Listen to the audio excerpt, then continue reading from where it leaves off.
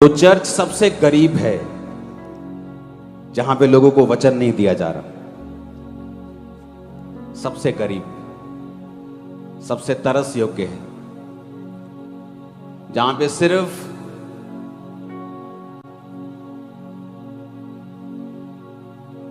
उनका ध्यान दुनियावी ब्लेसिंग्स के ऊपर लगाया जा रहा है। सिर्फ वो चर्च गरीब है। पैसों में अमीर हो सकती है लेकिन स्पिरिट में बहुत गरीब है।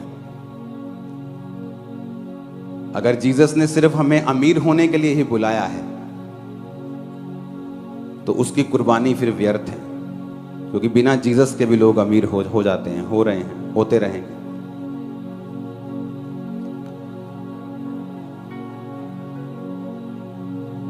अगर आप जीसस क्राइस्ट के लिए पर्सनल जिम्मेवारी नहीं लेते हैं, आप एक कंप्लीट बिलीवर, एक कंप्लीट पास्टर नहीं हैं।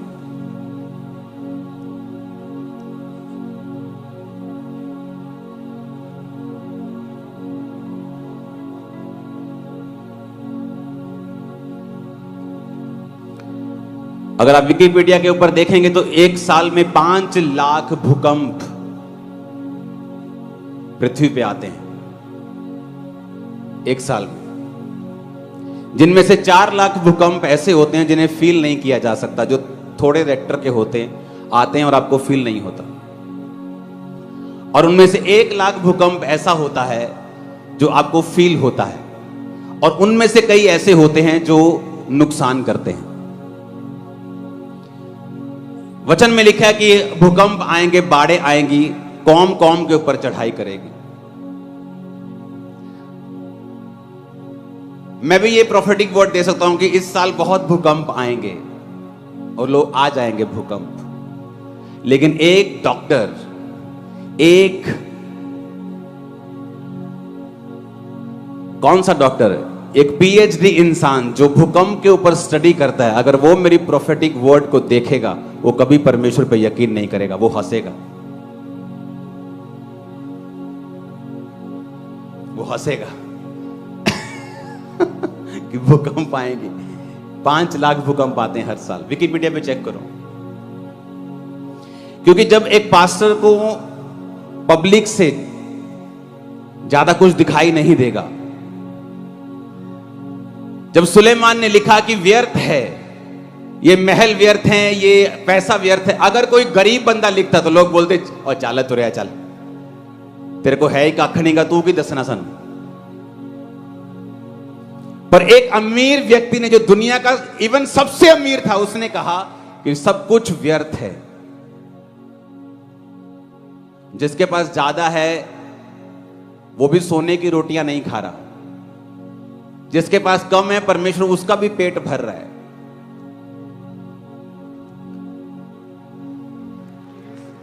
तो क्यों इतना दुखी हो रहे हो पैसे के लिए? इसको सिंगिंग से हटा दो।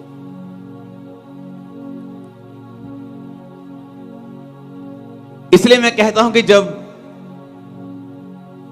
आपको हीलिंग की टेस्टिमनी दे रहे हैं तो आप ये मत सोचे कि आपको ये 4000 कुछ भोले लोग देख रहे हैं ऑनलाइन के ऊपर और वो आपकी बातों पे यकीन कर रहे हैं। मैं ये सोच के टेस्टिमनीज देता हूं कि कोई एमडी डॉक्टर देख रहा है, कोई एमबीबीएस डॉक्टर देख रहा है।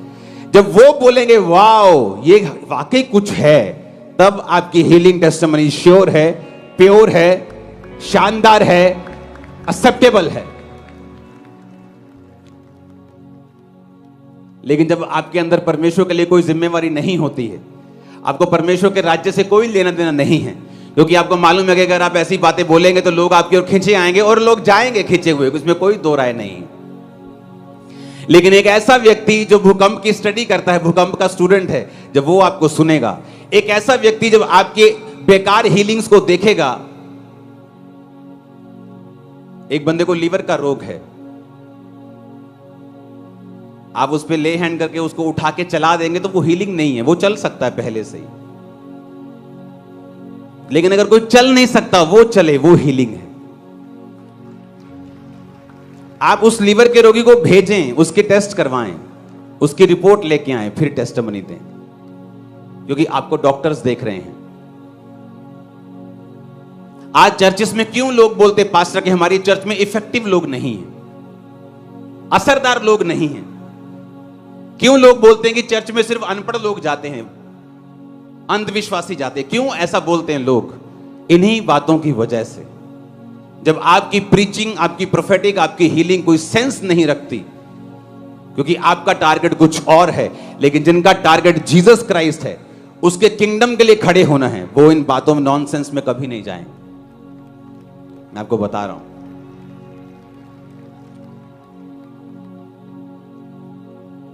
तो प्रोफेटिक वर्ड ऐसा होना चाहिए जो आपको गूगल पे नहीं मिल रहा, गूगल उसके खिलाफ चल रहा है, दुनिया उसके खिलाफ चल रही, लेकिन जो आप बोल रहे हो और वो लोगों की लाइफ में पूरा हो रहा है, और वो उस स्टेट में पूरा हो रहा है, उस देश में पूरा हो रहा है, वो प्रोफेटिक वर्ड होता है। मैं यहां भी ये बोल सकता हूं कि इस गर्मियों में बहुत सारी बाढ़ें आएंगी और आ जाएंगी, आप देखना। लेकिन ऐसा स्टूडेंट जो बाहर के ऊपर स्टडी कर रहा है, वो हंसेगा और कभी मसीह पे यकीन नहीं करेगा। लेकिन जिस चर्च में वचन का प्रीच हो रहा होगा, जब वचन से बताया जाएगा कि जीसस क्राइस्ट का क्रॉस तुम्हारी हर एक मुसीबत का हल है, वो कभी शक नहीं करेगा और वचन से खींचा चला आएगा।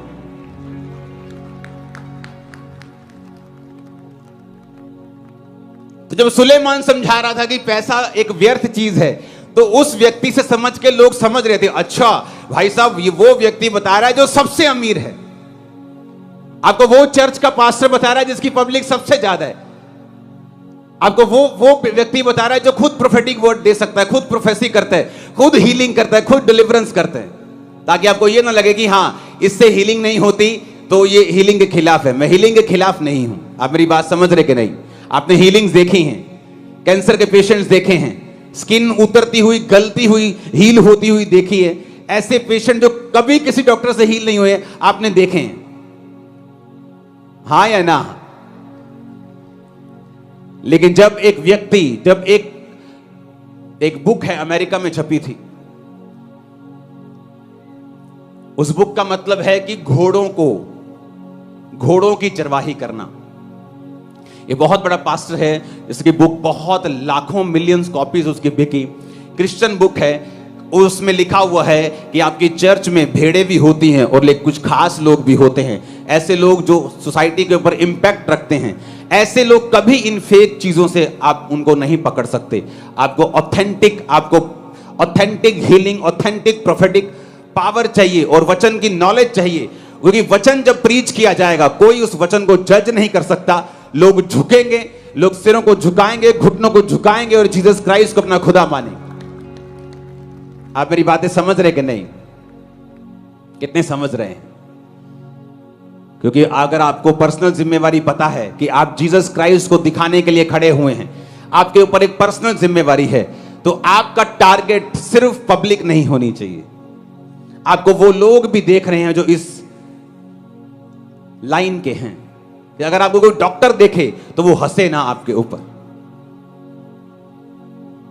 अगर आपको कोई स्टूडेंट देखे तो वो आपके ऊपर हंसे ना, वो आपके वचनों को सुने। इसलिए अगर मैं यहां पे डॉक्टर्स को बुलाऊं अभी, तो डॉक्टर्स की लाइन लग जाएगी जो खामरा चर्च के 10 साल से मेंबर है, एमडी, एमबीबीएस, हर तरह के डॉक्टर, स्पाइन के, ब्रेन के, बहुत मशहूर डॉक्टर। आपको मालूम भी नहीं होगा, वो गुप्त में रहते, ज्यादा बताते नहीं, ज्यादा अपनी जॉब्स के कारण। क्योंकि अगर आपको ऐसे लोगों को चेंज करना है, आपको पूरी जिम्मेवारी के साथ परमेश्वर में चलना होगा। अगर आपको अपने परिवारों को चेंज करना है, आपको जिम्मेवारी उठानी होगी। Charity begins at home, Bible कहती है कि तुम्हारी सेवा घर से शुरू होती है। यीशु मसीह ने कहा जब पवित्र आत्मा तुम पर उतरेगा तो तुम सारे यरूशलेम, यानी पहले तुम लोकल लोगों को बचाओगे, फिर आगे जाओगे, फिर स्टेट में जाओगे, फिर देश में जाओगे, फिर देशों में जाओगे। इस तरह से परमेश्वर तुम्हें इस्तेमाल करेगा। लेकिन अगर तुम्हारी पर्सनल जिम्मेवारी जो परमेश्वर तुम्हें एज ए क्रिश्चियन दी है, तुम्हारी घर में खराब हो गई, क्योंकि तुम्हारे घर वाले जानते हैं कि तुम एक झूठे हो, तुम बात बात पे झूठ बोलते हो, तुम्हारी गवाही खराब हो चुकी है। तुम्हारे पति को मालूम है तुम झूठी हो, तुम्हारे पत्नी को मालूम है तुम बात बात पर झूठ बोलते हो। तुम ऐसी कौन सी आपके फोन में चीज है जो आपकी पत्नी आपका फोन नहीं देख सकती? ऐसा कौन सा शैतान बैठा है आपके फोन के अंदर कि आपका पति आपका प्राइवेट फोन नहीं देख सकता। मेरे बच्चे, मेरे स्टाफ सब मेरे फोन के कोड को जानते हैं। 2-2 दिन कई बार फोन कहीं पड़ा रहता है। ऐसी कौन सी चीज है, अगर आपके घर में गवाही खराब है, आप पब्लिक को कैसे बचा सकते हैं? जीसस क्राइस्ट ने कहा, जो व्यक्ति घर का इंतजाम नहीं कर सकता, अपनी वाइफ से अच्छी तरह से नहीं रह सकता, अपने बच्चों का इंतजाम नहीं कर सकता, वो कलीसिया की रखवाली क्यों कर सकता है?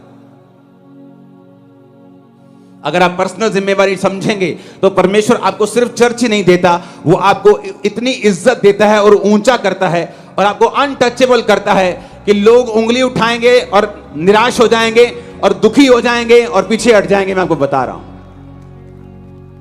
क्योंकि अगर आप परमेश्वर के वचन को जानते हैं कि आप परमेश्वर के वचन के लिए खड़े हैं, आप किसी इंसान को खुश करने के लिए नहीं खड़े। हालेलुया। अगर आप हीलिंग कर रहे हैं वो ऑथेंटिक हो, वो नॉनसेंस ना हो। अगर आप प्रोफेटिक वर्ड दे रहे हैं तो वो पावरफुल हो, वो ऐसा हो कि लोग जानते हैं कि परमेश्वर यहां मौजूद है।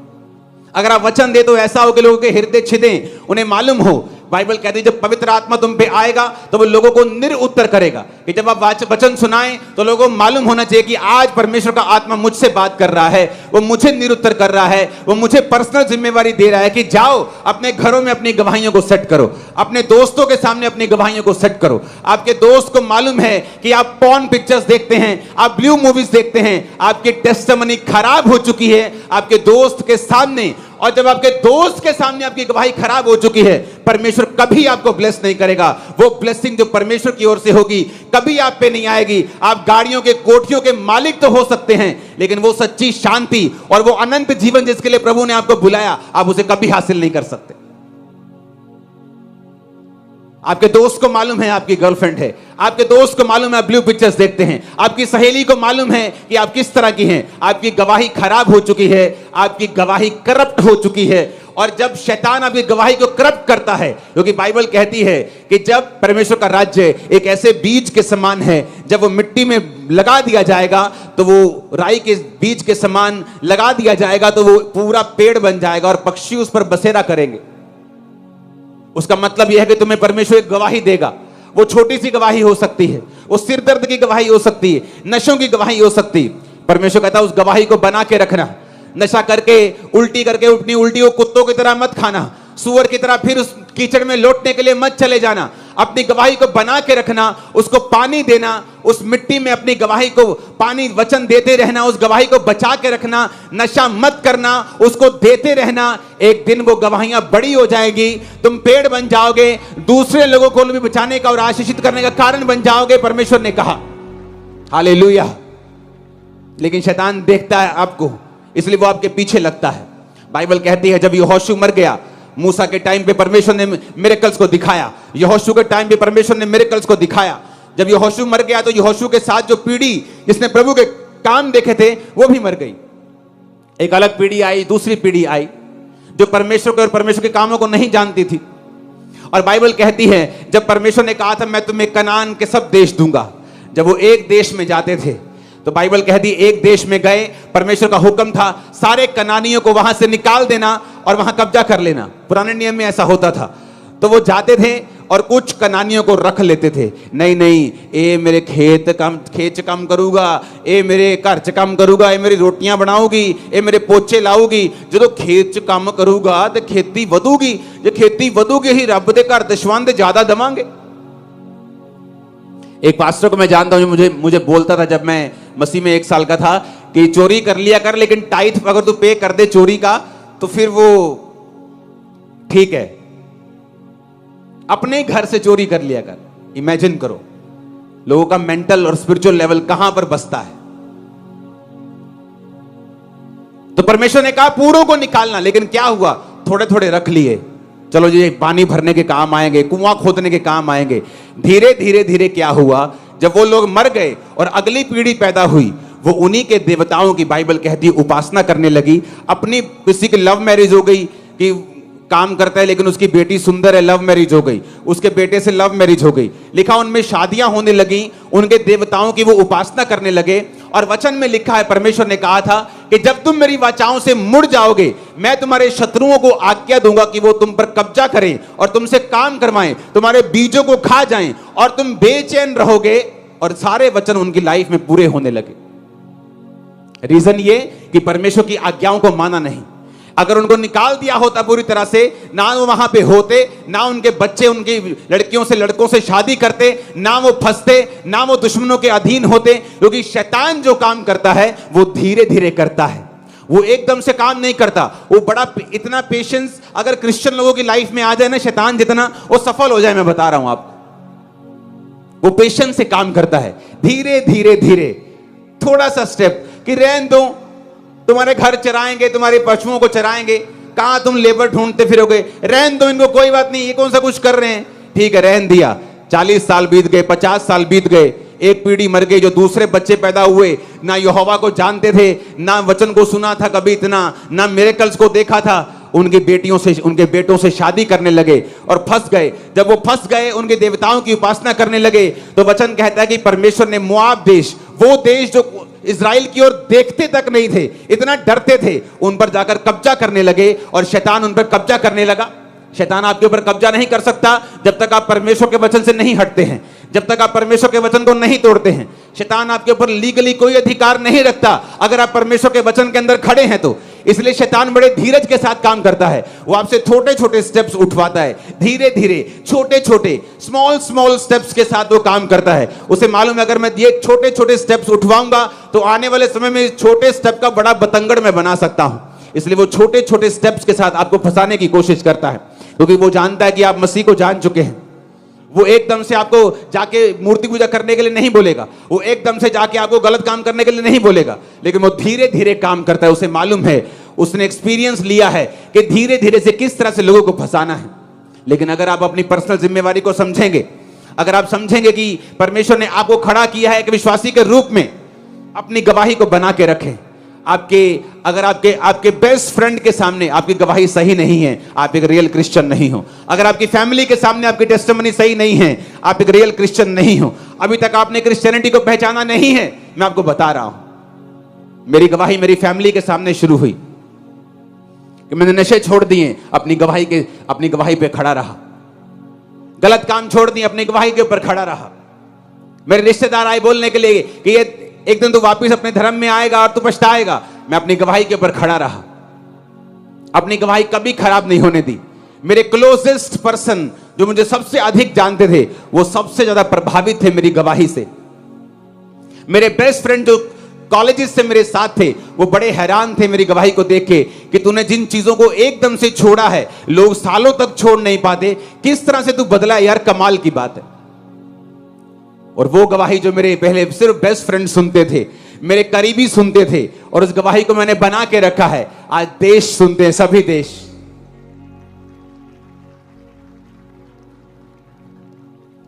अस्सी देश इस वचन को सुनते हैं हर हफ्ते। 80 भी मैं पुराना आपको रिकॉर्ड बता रहा हूं। कहां से शुरू हुआ? मेरे बेस्ट फ्रेंड से। मेरे बेस्ट फ्रेंड से टेस्टिमनी शुरू हुई, 80 देशों तक पहुंची। फ्यूचर देखो क्या, कैसा, कहां तक पहुंचे। डबिंग रेडी हो रही है, दुनिया के हर देश के हर कोने में ये डबिंग, ये प्रीचिंग चलेगी इंग्लिश में। आप देखना कैसे शुरू हुआ। परमेश्वर का राज्य एक बीज के समान है, बहुत बड़ा नहीं शुरू हुआ, छोटा सा शुरू हुआ। आपकी टेस्टिमनी, पर्सनल टेस्टिमनी। आपका दोस्त क्या समझता है आपको, आपकी मम्मी आपको क्या समझती है, आपका बाप के सामने आपकी पोजीशन क्या है, उसको मालूम है आप झूठे हैं, उसको मालूम है कि आप कैरेक्टरलेस हैं। आपकी फैमिली को मालूम है कि आप बात बात पर झूठ बोलते हैं, आप कैरेक्टरलेस हैं, आप चोर हैं, चोरी का पैसा घर में उसको मालूम है। अगर घर में गवाही खराब है तो चीज जो घर में खराब है परमेश्वर से पब्लिक में कैसे लेके जा सकता है। जो लोग आज बिगड़ चुके हैं, जो पास्टर्स आज बिगड़ चुके हैं, वो पहले बिगड़े हुए नहीं थे। उन्होंने शुरुआत अच्छी की थी, मसा लिया, लेकिन मसा लेने के बाद ये जो डिस्ट्रैक्शंस होती हैं ये आपको छोड़ती नहीं। कुछ गिर जाते हैं, कुछ बच जाते हैं। लेकिन हर एक व्यक्ति सही रीति के साथ शुरू करता है अगर परमेश्वर ने उसको कुछ दिया है तो। Hallelujah, hallelujah. अपनी पर्सनल जिम्मेवारी को सुने और समझें और ध्यान रखें।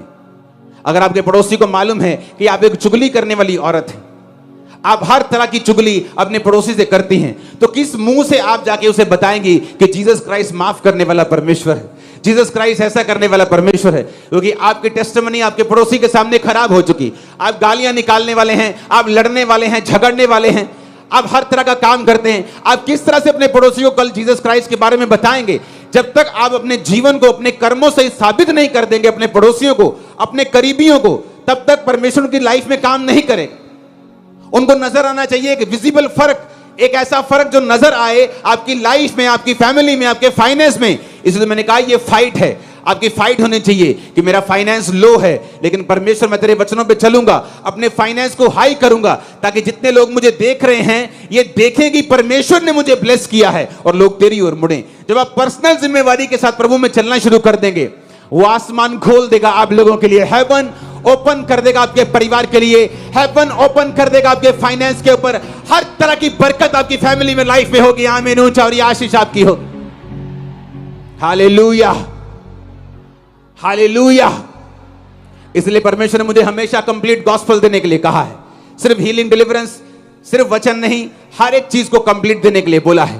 क्योंकि ऐसे लोग हैं जो कुछ मायने रखते हैं, ऐसे लोग हैं जो किसी भी चीज को इनकार कर सकते हैं, हीलिंग को फेक बोल सकते हैं, प्रोफेटिक को फेक बोल सकते हैं, लेकिन जब वचन उनको दिया जाता है वो इसको फेक नहीं बोल सकते। क्योंकि वो वैक्यूम, वो खालीपन जो उनके अंदर है, उसे जीसस क्राइस्ट के अलावा दुनिया की कोई ताकत और पैसा, कोई औरत, कोई मर्द उसे भर नहीं सकता। वो सिर्फ जीसस क्राइस्ट भर सकते हैं। जब उन्हें ये वचन मालूम होता है, वो कोई भी हो, वो डॉक्टर हो, इंजीनियर हो, वो पॉलिटिशियन हो, वो बड़े लोग हो, अमीर लोग हो, वो परमेश्वर की ओर खींचे चले आते हैं। इसलिए आप मोस्टली अगर आप देखेंगे दुनिया में जितने हाई लेवल के कोई बहुत अमीर व्यक्ति बचा है, अगर आप उसकी लाइफ को, टेस्टिमनी को सुनेंगे, 90% लोग वचन के द्वारा बचे मिलेंगे आपको। 90 जो वर्ड से बचे हैं, 10% लोग हीलिंग से, डिलीवरेंस से बचे। लेकिन वचन पढ़ने को टाइम कहां है?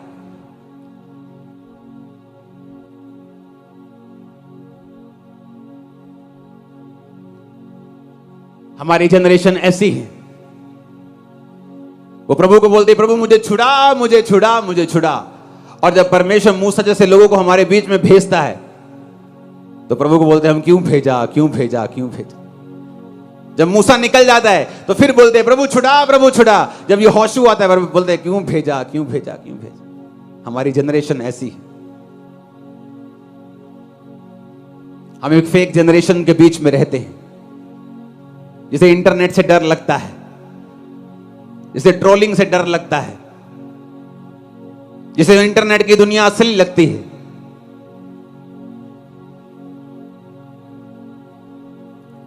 अपनी लाइफ को सुधारना पड़ेगा, मेजर सुधार करने पड़ेंगे। जब वो सुधार हो जाएंगे, लाइफ कभी सेम नहीं होगी। फिर आपकी लाइफ रॉक पे होगी, पत्थर पे होगी, चट्टान के ऊपर होगी, उसे कोई हिला नहीं पाएगा। आपको हंसी आएगी लोगों के ऊपर, जिनको लगता है कि 1-2 वीडियो बनाएंगे तो कोई हिल जाएगा। लोग हंसते हैं, हम अंदर हंसते रहते 24 घंटे। उन्हें मालूम नहीं हमारी लाइफ चट्टान के ऊपर खड़ी है। हालेलुया। अगर आप वचन के ऊपर खड़े हैं, दैट्स इट। अपना काम करते रहें। आप तैयार हैं वचन के ऊपर चलने के लिए? कल से न्यायों की पुस्तक की स्पेशल टीचिंग रोज की रोटी में शुरू होगी, कभी मिस मत करें। अगर आपको हीलिंग और डिलीवरेंस नहीं मिल रही, प्रेयर माउंटेन की प्रेयर्स को कभी मिस मत करें। संडे थर्सडे के वचन को कभी मिस मत करें। ये आपकी स्पिरिचुअल खुराक है, आपको जगा के रखेगी। आज के बाद एक भी जन यहां पे ऐसा नहीं है जिसके अंदर परमेश्वर ने विश्वास नहीं दिया या जिसको गवाही नहीं दी है। वो हो सकता है जो आप मांग रहे हो वो ना हो, लेकिन कुछ परमेश्वर ने आपको दिया है जो आपको मालूम होता है। जिस तरह मैं जिस हीलिंग के लिए चर्च में गया था, वो हीलिंग तो एकदम से मुझे नहीं मिली, उसके लिए 10 साल लगे मुझे, लेकिन जो मिला था वो मुझे मालूम था कि जो मुझे मिला है ये इम्पॉसिबल था जो मुझे मिला है। तो मैंने अपनी उस गवाही को इस्तेमाल किया जो परमेश्वर ने मुझे दी थी, चाहे अपनी मर्जी से दी थी, अभी मेरी मर्जी वाली बाकी थी, लेकिन उस गवाही को मैं यूज करता गया जब तक मैं मेजर गवाही तक नहीं पहुंच गया। कितने समझ रहे हैं? आपके पास एक टेस्टिमनी है, उसे देना शुरू करो। पर्सनल जिम्मेवारी संभालो, अपने आप को जिम्मेवार बनाओ, परमेश्वर को दिखाने वाला बनाओ। आपको अपने, अगर एक भी जन के सामने आपकी गवाही खराब है तो उस जन के सामने सही हो जाओ, तौबा करो। अगले संडे प्रभु भोज है, तो परमेश्वर ने मुझे आज सुबह विजन में दिखाया कि प्रभु भोज मुझे किस तरह से देना है आपको। अगले संडे अगर आपकी फैमिली के 7 लोग हैं तो वो 7 लोग मुझे यहां चाहिए, क्योंकि अगले संडे हर एक जन, आप में से जितने जन हैं, चाहे आप लाखों में हो, हर एक जन आगे आकर प्रभु भोज लेगा और डिलीवरेंस होगी, हर एक जन। तो अगले संडे ट्रेडिशनली मीटिंग नहीं होगी कि सरमन हो रहा है फिर वर्शिप हो रही, ऐसा नहीं होगा। और जीसस के ब्लड में इतनी ताकत है कि अगले संडे जो आप रिसीव करके जा रहे हो, क्योंकि आज सुबह मुझे परमेश्वर का मैसेज मिला, तो अगर मेरे पास टाइम होता तो आज ही प्रभु भोज में बंटवा देता आप में। तो अगले संडे प्रभु भोज होगा। अगर आप बैप्टाइज नहीं हैं तो ये आज ले लो बपतिस्मा, थर्सडे ले लो और संडे फिर प्रभु भोज के लिए तैयार रहो। अगर आपकी फैमिली में, मैंने कहा अगर 7 लोग हैं तो वो 7 के 7 यहां चाहिए मुझे अगले संडे। कभी भी छुट्टी कर लेना, लेकिन अगले संडे मत करना, क्योंकि एक एक जन को, पब्लिक को आगे बुलाकर अलग अलग विषयों के ऊपर यीशु मसीह के ब्लड के द्वारा डिलीवरेंस होगी और आप हैरान होंगे जो आप पाएंगे, हैरान हो जाएंगे आप, मैं आपको बता रहा हूं। वो बीमारियां हो, वो एडिक्शंस हो, वो नशे की प्रॉब्लम हो, वो गंदी फिल्मों देखने की प्रॉब्लम हो, वो पाप की हो, वो आलस की हो, वो गंदगी की हो, वो गरीबी के श्रापों की हो, वो किसी भी चीज की हो, चाहे आप आगे बैठे हो चाहे पीछे बैठे हो, आपका आगे आना जरूरी होगा। हालेलुया। इसलिए मैंने कहा आज का संडे, ये थर्सडे और अगला संडे आप मिस नहीं करेंगे।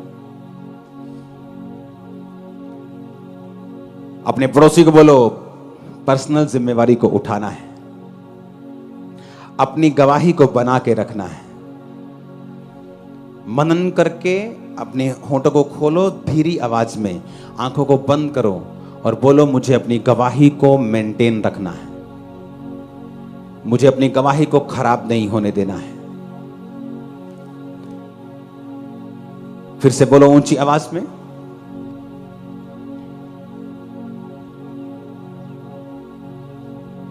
फिर से बोलो, फिर से अंगीकार करो, मुझे अपनी पर्सनल टेस्टिमनी को खराब नहीं होने देना, क्योंकि यही एक जरिया है जिस जरिया से परमेश्वर काम करता है। अगर ये जरिया ही खराब हो गया, ये पुल ही खराब हो गया, तो सारा कनेक्शन प्रभु के साथ टूट जाएगा। मांगो अपने हाथों को उठा के,